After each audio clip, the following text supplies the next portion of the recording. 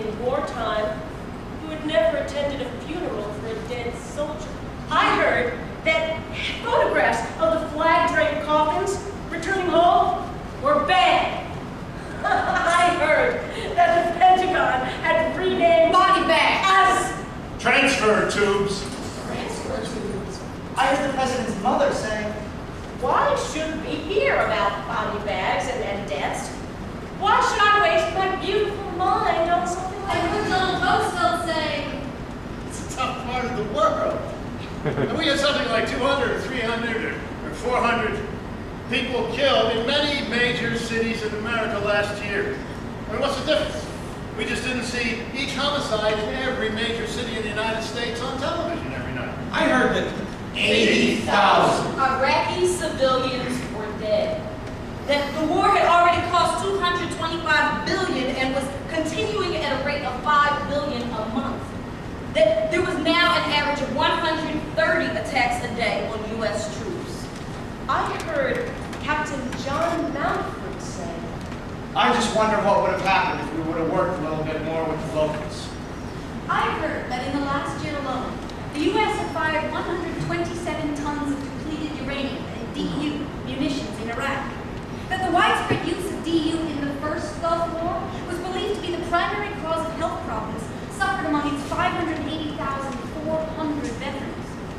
DU carried in semen led to high rates of endometriosis, often leading to hysterectomies in their wives and girlfriends.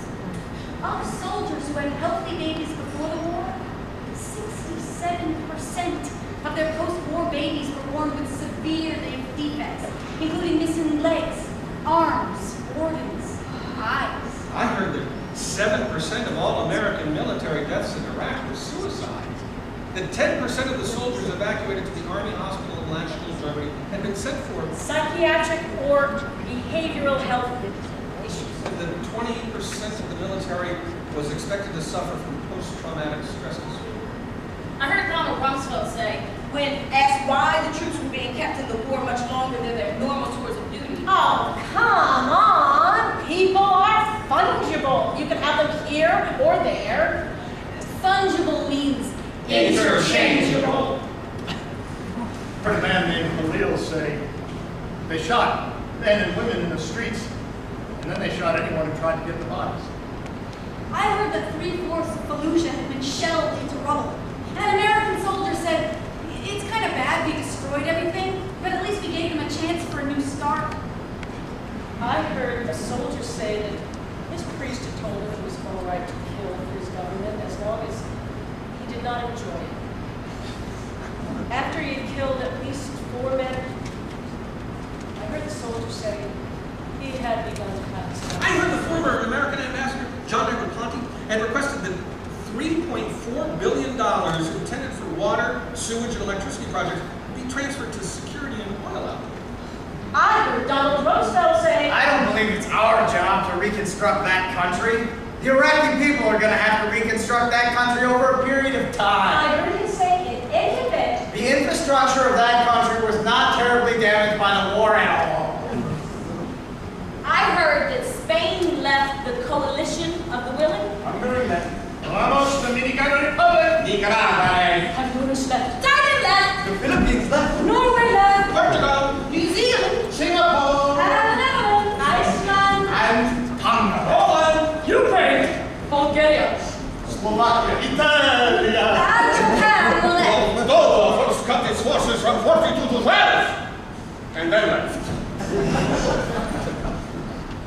I heard the president say, 2 years from now, we may be the only people, but the Brits may be with us. And at some point, we may be the only ones left. That's okay with me. We're Americans. And then I heard him say, See, in my line of work, you got to keep repeating things over and over and over again in order for the truth to sink in. You got to kind of catapult the propaganda.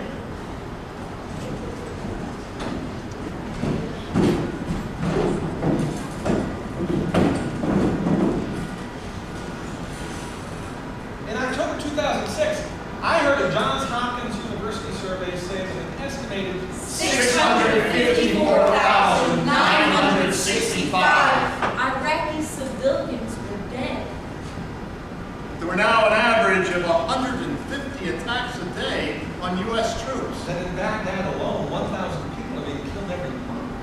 there are over 2 million Iraqi refugees. Most of them living in camps in Syria and Jordan.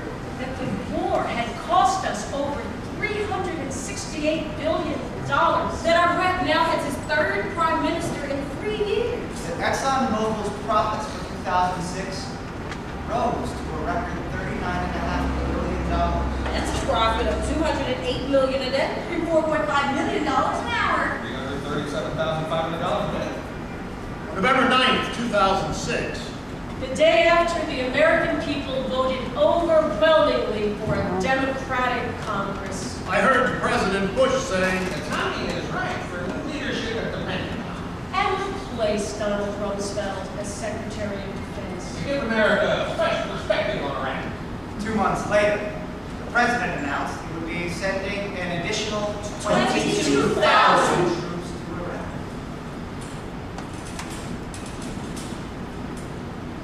I heard that. 2,733. 2,819. 2,889. 3,001. 3,108.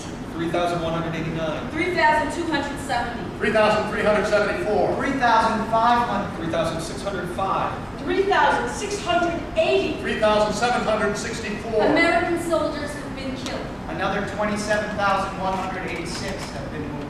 And over 36,943 have been evacuated for other reasons.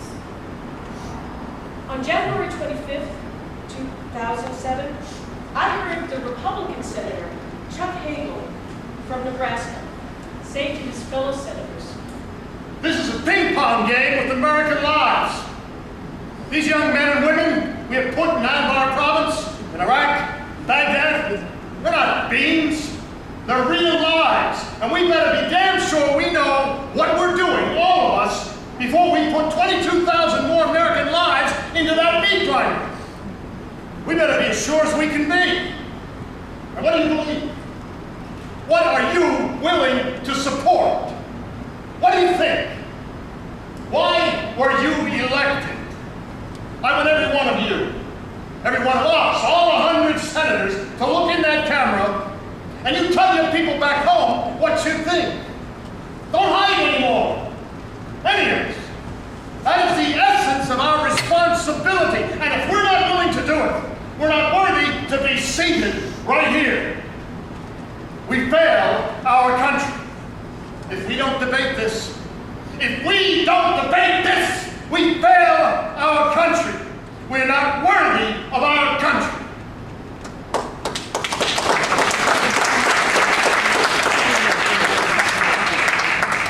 I heard the president say, am the decider. We will never back down. We will never give in.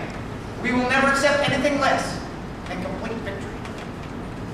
I heard that in 2006, the U.S. military had purchased over 1,500,000,000 bullets. That's 58 bullets for every Iraqi adult child. Today, I heard. Today, I heard. Today,